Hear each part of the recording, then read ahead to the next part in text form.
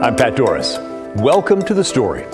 The election of Donald Trump to the presidency has people on both sides of the abortion debate upset, at least according to the folks we talked with today. The Right to Life side is worried that he won't try to force a national ban on abortion, and the other side is worried he will. It's a national issue with local concerns, and it's our big story tonight.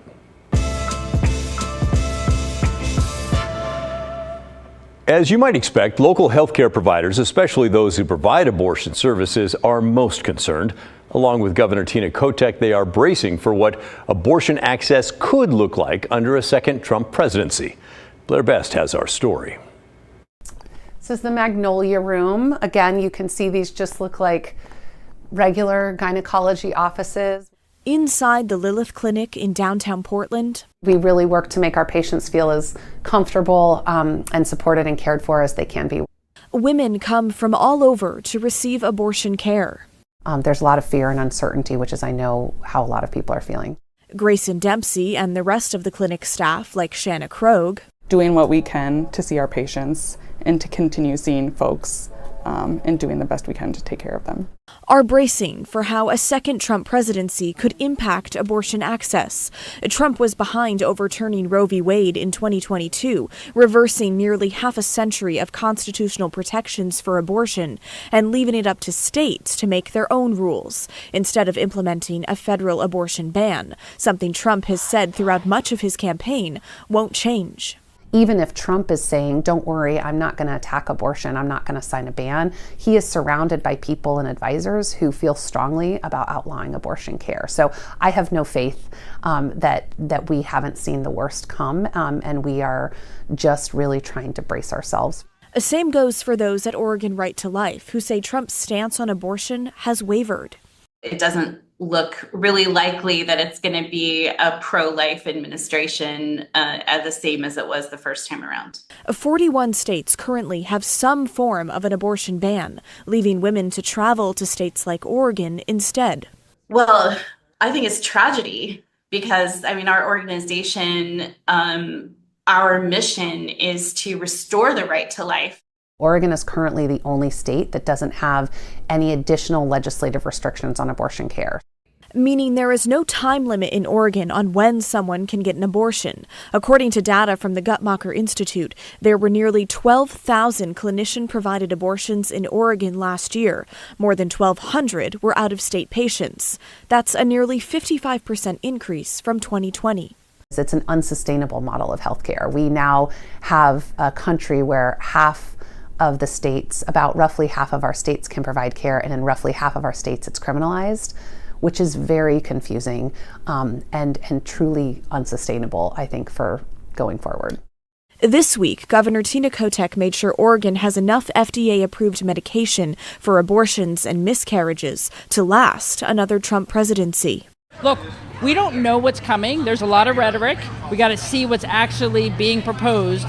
But we're not waiting. It's also fear-mongering, honestly. There's been no indication from the Trump administration, from Trump himself, that there's going to be a limit on abortion medication.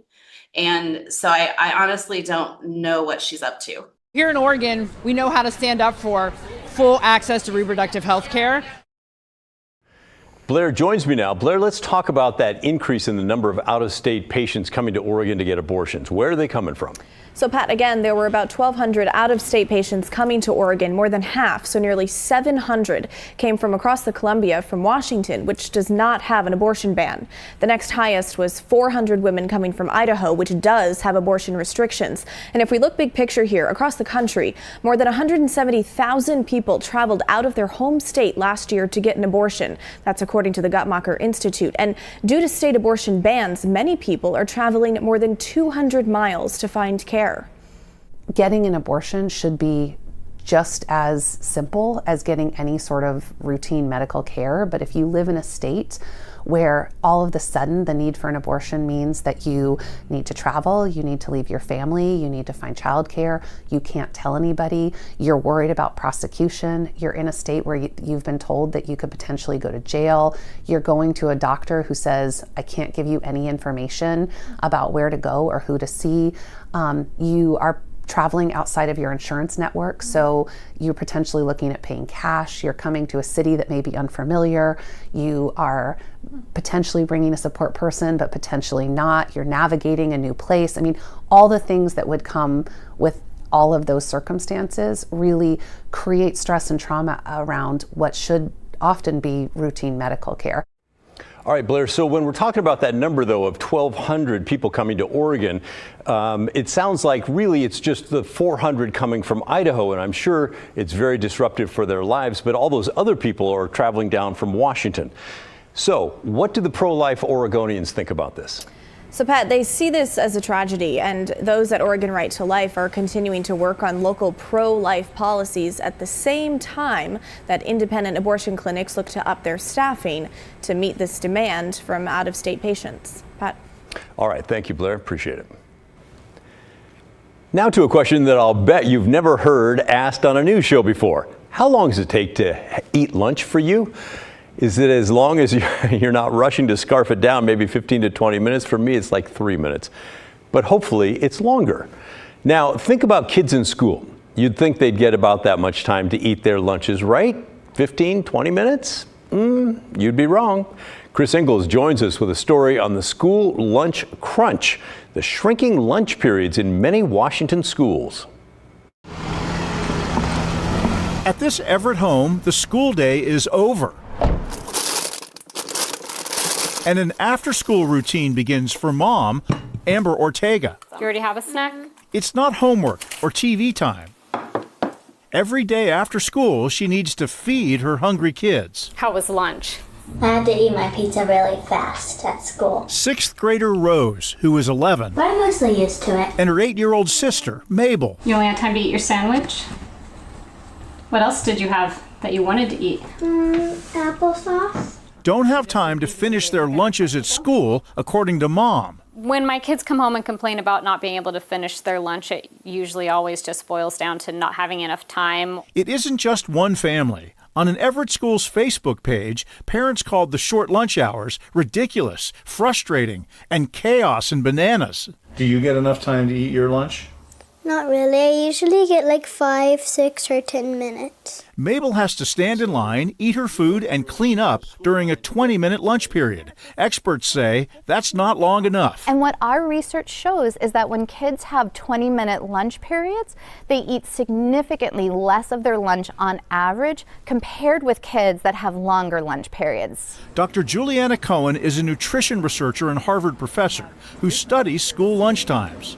Her team visits lunchrooms and uses stopwatches to calculate seat time.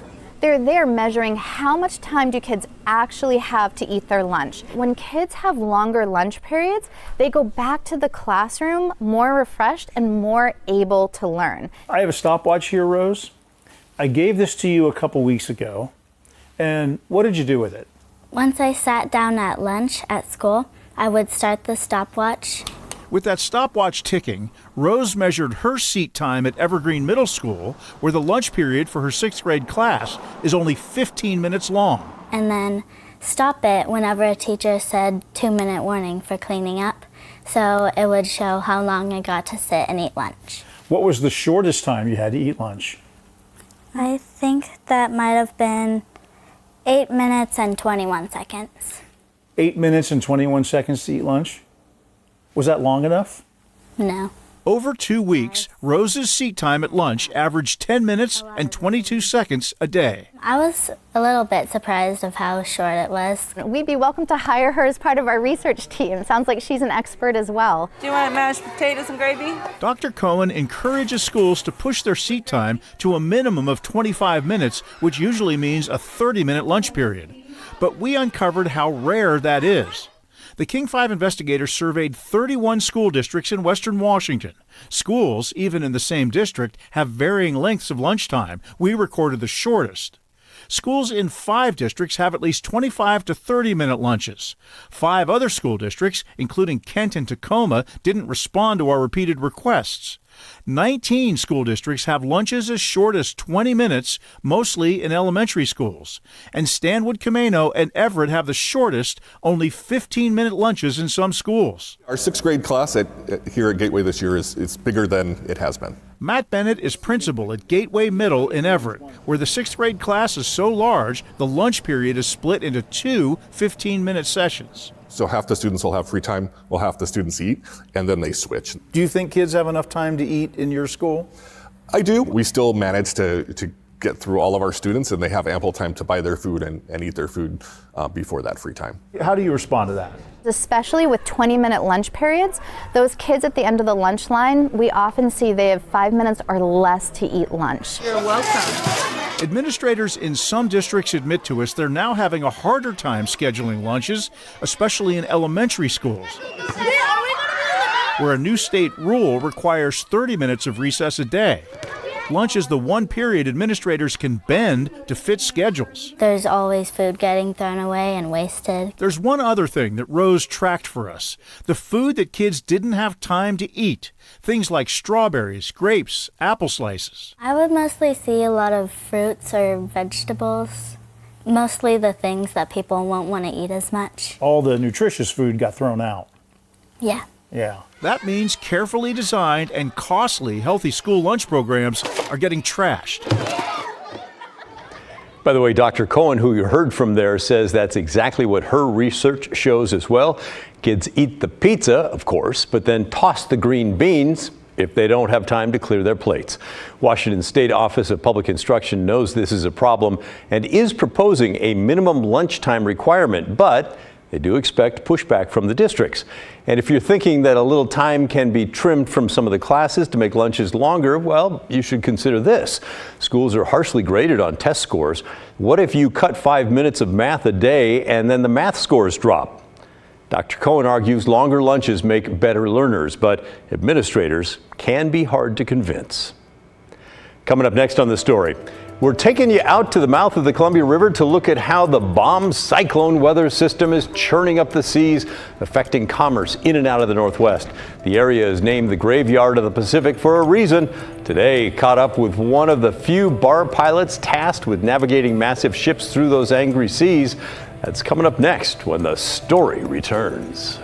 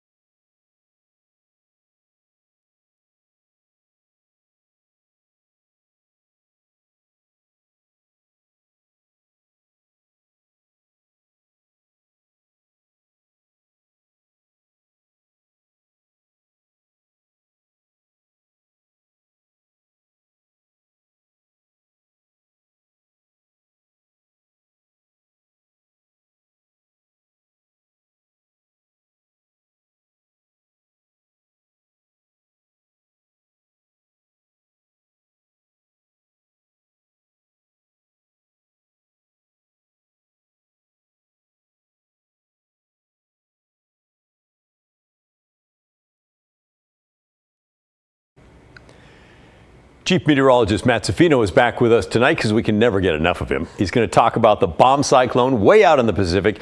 Matt, what kind of power and intensity are we talking about right now with that storm? Oh, this is big boy weather, Pat. This is a really strong storm, and you can watch it develop from early this morning. It didn't look like much. Now it sure does. You can see the whole curl of this cyclone. Any type of low pressure system is called a cyclone. Hurricanes are tropical cyclones. These are mid-latitude cyclones, technically. So the word cyclone doesn't mean tornado. It just means it's a storm, right? The reason it's called a bomb cyclone is because of the explosive, hence the word bomb, explosive development that they undergo to get to this point. Cold, dry air coming in behind it, very warm, very moist air ahead of it, and a strong jet stream powered like 180 miles an hour up there at the troposphere, all getting together in the same location to create this very, very strong storm. Here's a closer look. You can see it here, now spinning just north of the latitude of the Columbia River, basically, and it's going to continue to develop like that. We'll get our stronger winds when this cold front moves through and as the storm continues to move on off to the north. But the metrics on this are the really fascinating part to me, at least meteorologically, because look at some of these numbers. A bomb cyclone is defined by a pressure drop of that storm of 24 millibars in 24 hours. A millibar is a measure of pressure, just like pounds per square inch that you put in your car tire or your bike tires.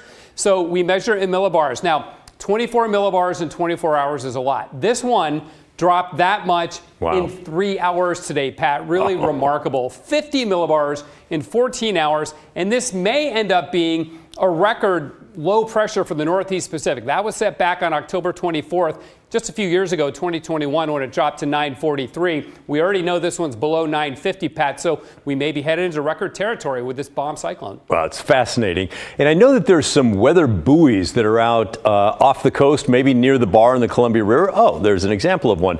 Tell us about that and why they're so important. Well, you know what, Pat? They're super important because this is how we get our measurements. There was a buoy just to the east of this particular storm. That's where I got those numbers from, about the pressure drop of 24 millibars in 3 hours, 50 millibars in 14 hours. It was actually dropping for a time this afternoon at 2 millibars every 10 minutes, which is just insane. And then the buoy stopped transmitting data because it probably got too stormy. It got blown around. These are what those buoys look like. And this one was in the news just a couple days ago because it's back in action.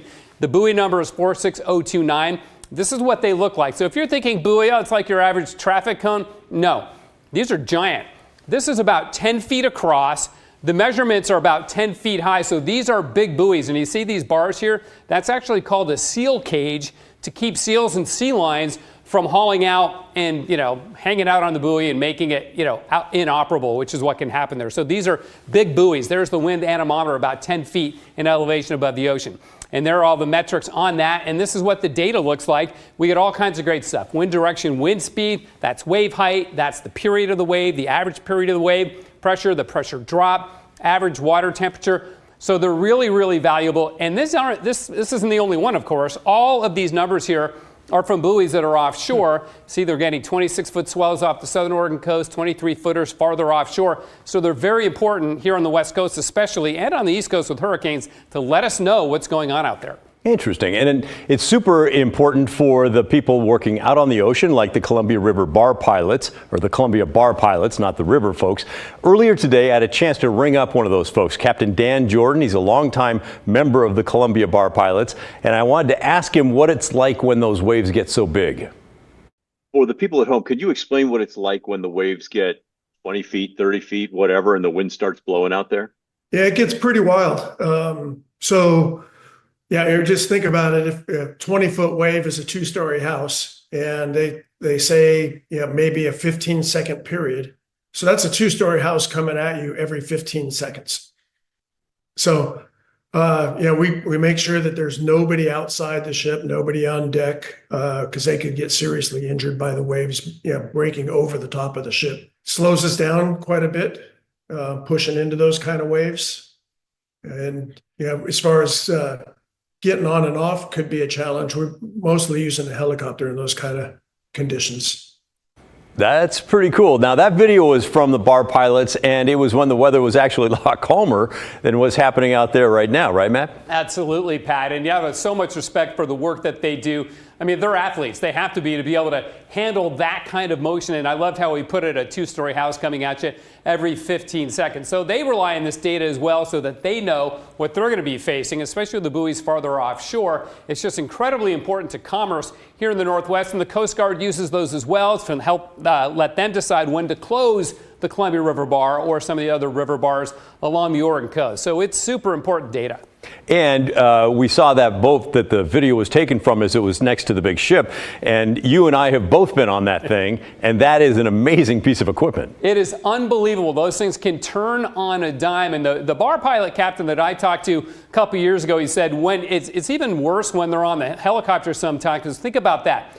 You're in a helicopter, there's a bunch of wind, the boat below you is pitching and fetching in those 20-foot seas, and you're trying to jump off a rope onto the deck. I mean, it's really remarkable. You could not pay me enough. No. By the way, I do know they've closed the bar this afternoon, and they expect it to be closed a lot of tomorrow. Makes sense. Hey, thanks so much, Matt. And for the rest of you, we'll be right back right after this.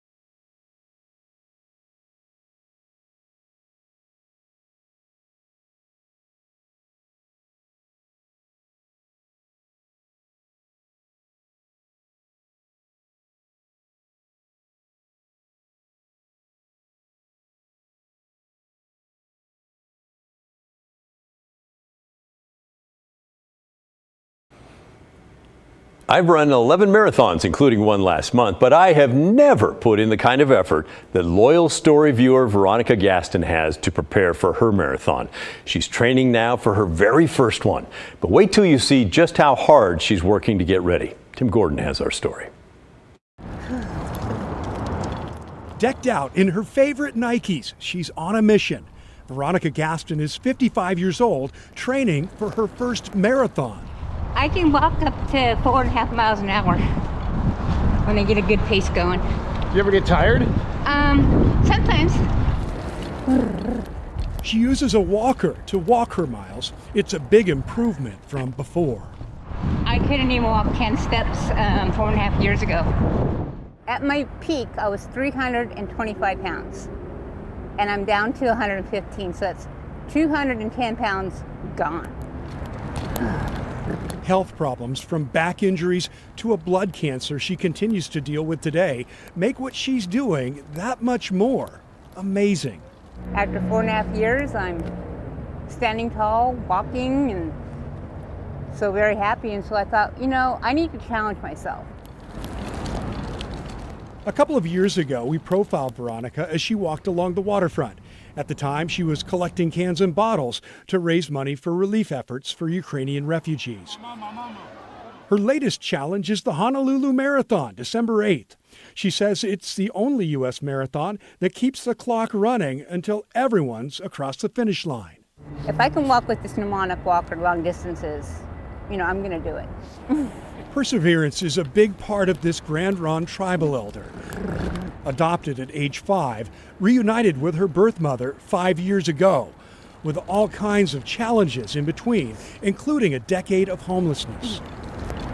This was my mother's. It's a medallion that someone made. I've had it since I was 50, a part of her with me. The day I became an elder, I started wearing it. So wearing something of my mom's is very important to me. She walked on a few years ago, and having something of hers inspires me. Veronica comes from Grand Ronde to Portland every week for healthcare appointments, and she builds in training, walking across Portland bridges, often more than once. I've been told by a lot of people in Grand Ronde that I'm an inspiration to them, that they need to walk out more, and so if I can be an inspiration to anybody, I'd love to be an inspiration. And if you see Veronica walking at a good pace around Portland, yes, she'll be happy if you wish her well on her marathon journey. Tim Gordon, KGW News. Go get him, Veronica. By the way, she does have a GoFundMe if you'd like to help with her expenses. We have a link in this story on KGW.com. And she tells us that any funds beyond what she needs will be donated to the Knight Cancer Institute. Hey, that's the end of our show. Thanks so much for watching. And remember, the story, our collective story, that never ends. For those of you watching live on TV tonight, the good stuff's coming up next. And I'll see you right back here tomorrow night at 6:30. Have a good night.